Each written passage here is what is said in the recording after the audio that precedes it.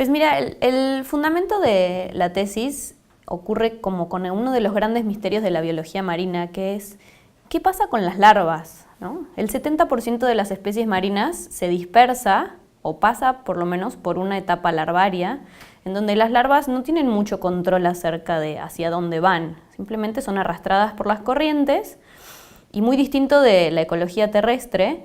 Digamos, aquí la energía no se gasta tanto en moverse, sino en quedarse en un lugar.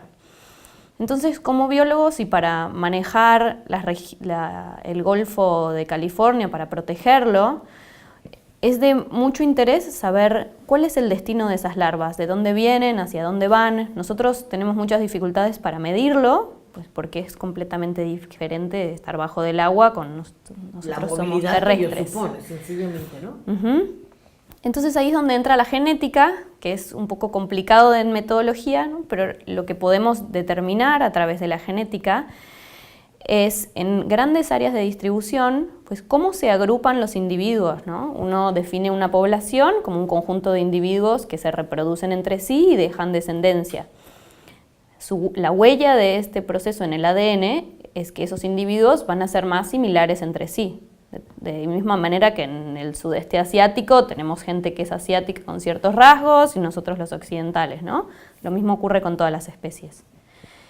Entonces, eso es lo que vamos a querer determinar para un modelo, que es un pez críptico, y les quiero comentar por qué nos detenemos en los peces crípticos. Resulta que pues, en la ciencia y en la historia de la ciencia, como les comentaba algo hace un rato, ¿no? Los peces crípticos son más difíciles de observar, de medir, y sin embargo tienen un rol importante en la trama trófica. Entonces, sabemos muy poco acerca de cómo se estructuran las poblaciones, y ese es el objetivo de este trabajo, ver, por ejemplo, cuántas poblaciones hay del Gobio Lithripnus dalis, si es una sola y está toda distribuida a lo largo del Golfo, o si son distintos. Y si encontráramos distintas poblaciones, existen algunas poblaciones que tengan mayor diversidad genética que otras poblaciones que tengan menor diversidad. Eso puede ser asociado a su capacidad de adaptarse a distintas condiciones. Entonces, las técnicas genéticas que vamos a usar tienen un gran poder estadístico y nos permiten ver temas de conectividad y flujo génico por un lado, y por otro lado estamos buscando identificar regiones del ADN que pueden ser sujetas a selección natural. Entonces así, si por ejemplo nosotros podríamos identificar algún gen o alguna parte del ADN que está asociada a que determinados individuos se adapten, por ejemplo, a aguas más cálidas o a aguas más frías, eso nos permitiría quizás modelar o predecir cómo sería su respuesta en el contexto del cambio climático que vivimos hoy en día.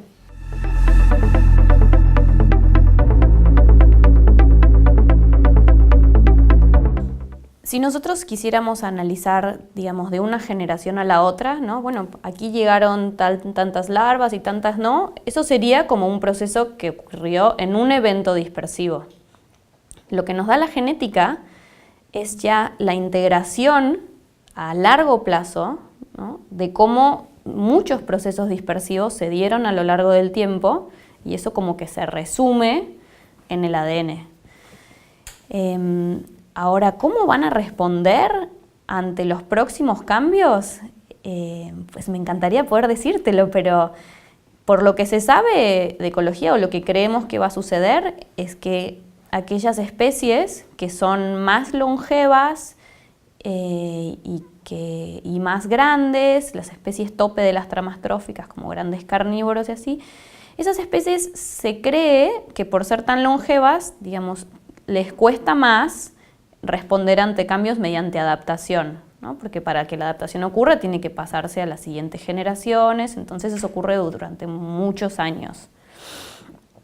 Entonces se cree que las especies más longevas posiblemente estén respondiendo al cambio climático mediante cambios en su rango de distribución. Simplemente van a migrar hacia un lado y hacia el otro.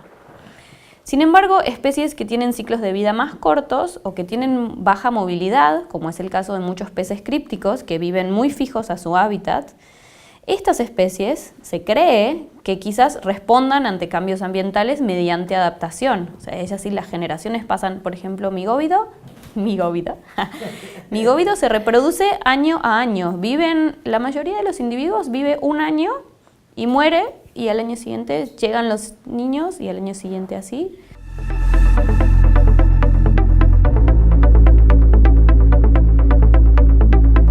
Es más fácil, digamos, ya sabemos que si vamos a los arrecifes rocosos vamos a encontrar peces crípticos ahí. Es más difícil encontrarlos porque sabemos que están ahí en el fondo y fijos, ¿no? Si uno está buscando atunes o ballenas, o se puede ir a recorrer el Pacífico y ver qué pasa.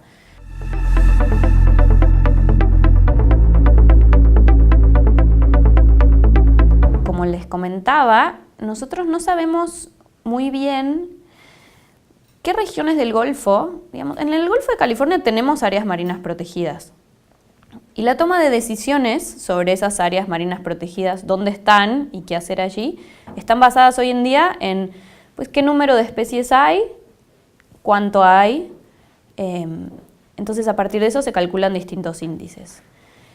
Lo que pasa es que en esa toma de decisiones, los peces crípticos prácticamente no están incluidos. Porque cuando los buzos monitores van a ver qué peces hay, a hacer sus censos, los crípticos quedan de lado porque no se ven, porque son chiquititos, se esconden. Entonces, nuestro aporte es, pues si de verdad querés conservar y proteger y manejar bien el Golfo, entonces no podés dejar de lado a un grupo de peces que es, pues muy simplemente podría decirse que es el alimento de los peces que nos importan. La base alimentaria, la canasta básica del mar. Exactamente, ¿no? Si uno quiere cuidar la vaca, tiene que cuidar el pasto. Entonces, ese es nuestro objetivo. Y entonces, obviamente estamos usando un pez críptico como modelo, pero estamos adentro de un proyecto que incluye, ¿no?, ver cómo es la comunidad de crípticos. Y además, otros colegas y compañeros de mi equipo están haciendo los mismos estudios en especies de interés comercial. Entonces, la idea es, en todo el proyecto, abarcar los distintos estratos y distintos intereses, ¿no?, pero sin dejar otros peces de lado.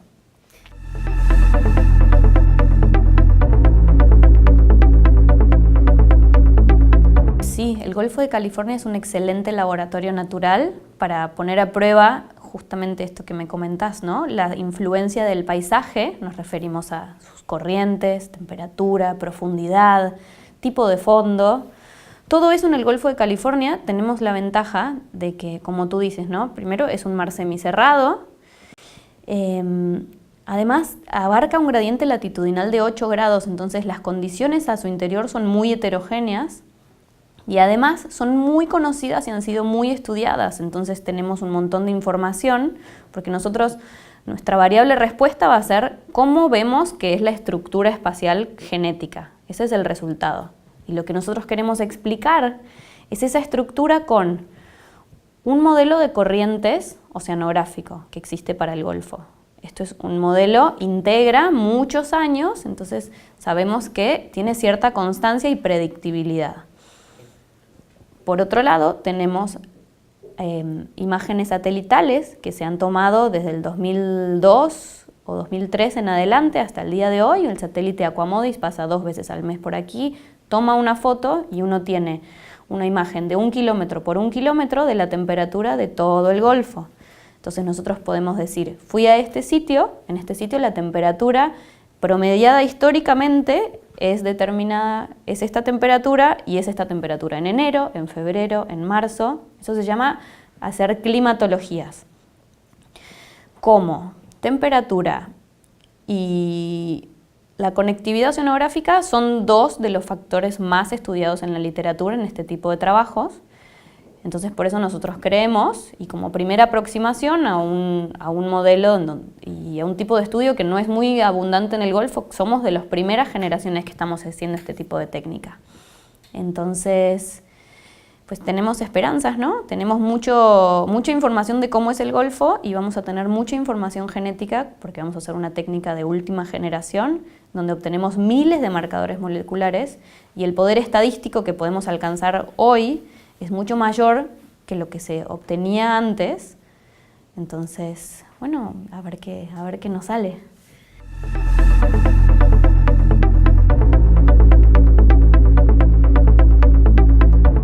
Pues me ha pasado, incluso hace poco, hace unas 2 semanas atrás, estábamos volviendo de un segundo viaje que hicimos a Ensenada, intentamos tomar muestras de peces crípticos ya de la costa del Pacífico, y recuerdo estar ahí en la carretera, volviendo, y comentarle a mi director de tesis, a Fausto, decirle, siento que mis sueños se hacen realidad, ¿no? Como que estoy viviendo lo que desde que era chiquitita soñaba con hacer. Una chica que se crió en un clima templado, en Buenos Aires, con una abuela que tiene campo y unas vaquitas, y soy una chica que soñaba con el mar.